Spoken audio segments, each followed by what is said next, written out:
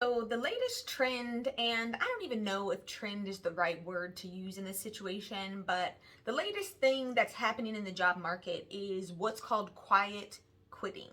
I'm sure you've heard about it. If not, just do a quick Google search on quiet quitting and you will see a slew of articles and topics about it. Essentially, people are just putting in less effort at work. There are actually two types of quiet quitters. I go into a lot more detail about this in my blog, so I'll drop the link below. Make sure you look in the comments. As a leader, you need to understand these two types so that you can pick out the signs and figure out which one you're dealing with on your team and then properly address it. If you are a quiet quitter right now, or maybe you're thinking about quiet quitting, then you want to check out the blog to identify which type you are. There are some options and ways that you can handle this differently. Once you've identified which type of quiet quitter you are or that you're dealing with at work, the next step is finding out if it's even intentional or not.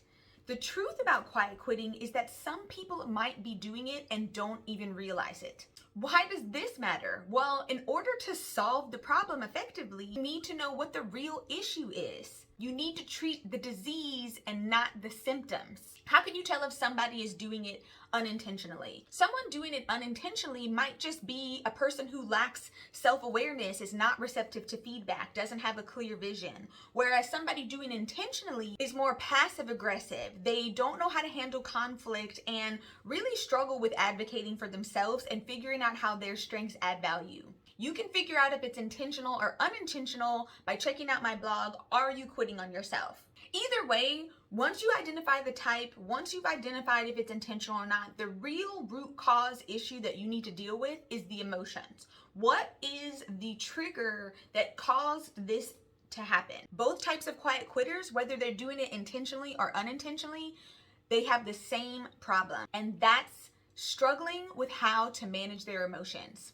You really need to identify what the root cause of the issue is.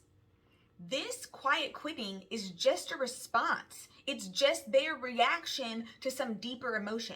You have to identify the emotional triggers. You need to question what's going on to really correctly identify where this is coming from. And again, you can focus then on treating the disease and not the symptoms. I've talked about this before when I talked about why you shouldn't be ghosting recruiters or ghosting on the job.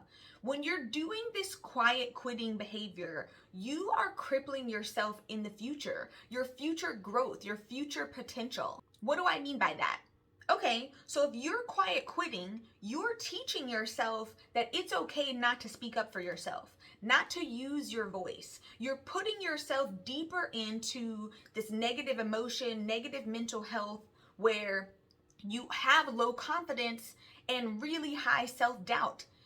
If you don't think not putting in effort, not performing at work is going to hurt you, think about how it feels when you leave work and you don't feel accomplished. Think about how it feels when you're not getting recognition. Think about how it feels when you start having negative feedback conversations, right? Because your bosses are recognizing that you're not performing like you used to. How do you think that that's going to come across? How do you think that's going to make you feel? You got to figure out what your motivating factors are. How can you self-motivate? How can you self-develop? What are the things that are going to help you get past this? Get past this negativity. Let's figure out what the root cause is and then help overcome that. How can we proactively manage our emotions? How can we use our voice with confidence, clarity, and consistency? How can we advocate for ourselves at work? Right? These are the things we can do instead of quiet quitting. When you're the leader, there are things you can do to help your employees not get to the point where they feel like they have to quiet quit just to get your attention, right? Identify which type you are. Is it unintentional or intentional? And then let's figure out the root cause. Grab a seat in my Managing Negative Emotions at Work. Check out my video on how to identify emotional triggers. And then again, check out those blogs to get more details on quiet quitting.